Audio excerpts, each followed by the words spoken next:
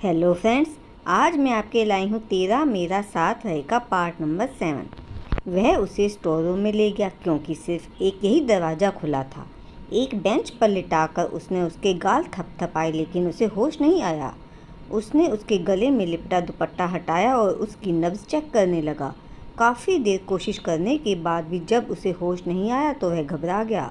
उसने दोबारा उसे बाजुओं में उठाया और बारिश में भीगते हुए ले जाकर कार में पीछे वाली सीट पर उसे लिटा दिया। तेज़ी से कार ड्राइव करते हुए उसने रास्ते में नज़र आ रहे एक क्लिनिक के सामने कार रोकी और उसे अंदर ले आया। डॉक्टर पिछले आधे घंटे से अंदर थी। काफ़ी देर के बाद वह बाहर आई थी।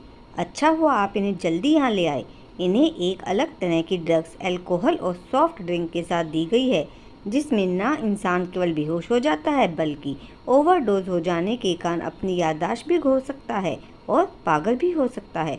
एनीवे, मैंने एंटीडोट दे दी है, 1 घंटे तक होश आ जाएगा।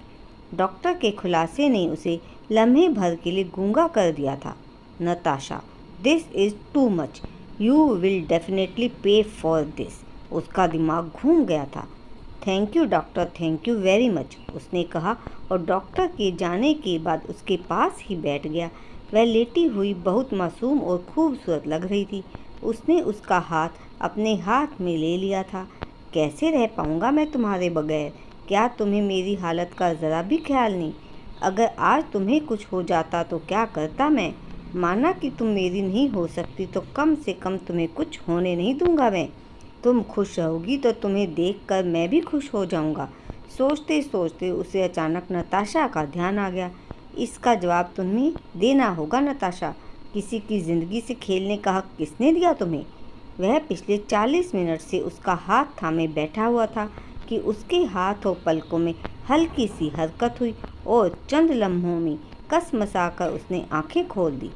कुछ पल अजनबी नज़रों से उसे देखती रही और फिर जैसे दिमाग नींद से जागा, वह झटके से उठ बैठी और दोनों हाथों से चकराते सर को पकड़ लिया। मैं कहाँ हूँ? कौन लाया मुझे यहाँ? रिलैक्स नैना, तुम एक प्राइवेट क्लिनिक में हो। मैं लाया हूँ तुम्हें यहाँ। बेहोश हो गई थी तुम, अब सब ठीक है। थोड़ी देर में डॉक्टर से प्रॉपर चेकअप कराने के बाद वो दोनों निकले थे। मुझे बहुत देर हो गई है और इतनी बारिश में और कोई ऑप्शन नहीं है, तो क्या प्लीज़ आप मुझे ड्रॉप कर देंगे? वह बहुत बेचैन और परेशान सी उससे बोली। ओह डोंट बी सिली, ये कोई कहने की बात नहीं है, आओ, उसने कहा। तमाम रास्ते वो दोनों खामोश ही रहे। अने ने आज उसकी जान बचाई थी। वह अनजाने तौर पर उसकी एहसानमंद हो गई थी। आज अपना पिछला बिहेव उसे परेशान कर रहा था मगर उसकी तरफ से पूरी खामोशी थी। उसे उसकी गली तक छोड़कर वह वापस पलट गया था। नताशा, तुमने क्या मिलाया था नैना की ड्रिंक में? उसकी आवाज़ में शोलों की तपिश थी। क्या क्या बोले जा रहे हो तुम? मैं भला ऐसा क्यों करूँगी? वह अड़ियल लहजे में बोली। ये तो तुम बताओगी, क्यों किया तुमने ऐसा? क्या प्रॉब्लम है उससे तुम्हें? क्या बिगाड़ा है उसने तुम्हारा? वह कड़े लहजे में पूछ रहा था। मैंने कुछ नहीं किया है, उसके तेवर देखकर वह बोली। मैंने अपनी आंखों से देखा है नताशा, अब तुम मुझे इरिटेट कर रही हो। तुम जानती नहीं हो मुझे, मैं तुम्हें छोड़ने वाला नहीं हूँ। So tell me the truth. उसकी दहकती सुर्ख आंखें बता रही थी कि वह जो कह रहा है कर जाएगा।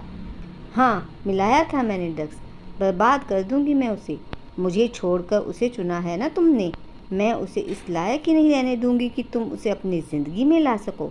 देखा क्या तुमने उसमें कि मुझे छोड़कर उसके पास चले गए? जो तुम्हें मुझसे छीनेगा वह जान से जाएगा। वह बिफर उठी थी। एक भरपूर थप्पड़ उसे पड़ा था।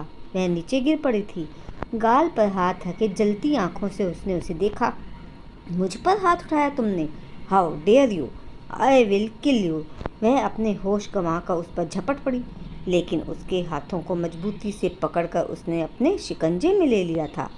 अपनी हद में रहो, वह सर्द लहजे में बोला। हद? तुम्हारी हद कहाँ गई थी कल, जब उसे उठाकर स्टोर रूम में ले गए थे? और उसके बाद कहाँ ले गए थे? घर तो 3 घंटे बाद पहुँची थी वह। खुद रंगरलियाँ मना रहे थे दोनों और हद मुझे समझा रहे हो? वह उसे झटकते हुए पीछे हट गई। Shut up, just shut your mouth. इतनी गिरी हुई लड़की होगी तुम नहीं सोचा था मैंने। डॉक्टर के पास ले गया था उसे, और मुझे तुम जैसी लड़की को एक्सप्लेनेशन देने की ज़रूरत नहीं है। बस ध्यान रखना, अब अगर तुम्हारी वजह से इतनी सी भी तकलीफ़ हुई उसे तो। उसने शोले उगलती आंखों से उसे देखा। तो क्या करोगे तुम? नताशा, एक गलत लफ्ज़ नहीं निकलना चाहिए तुम्हारे मुंह से।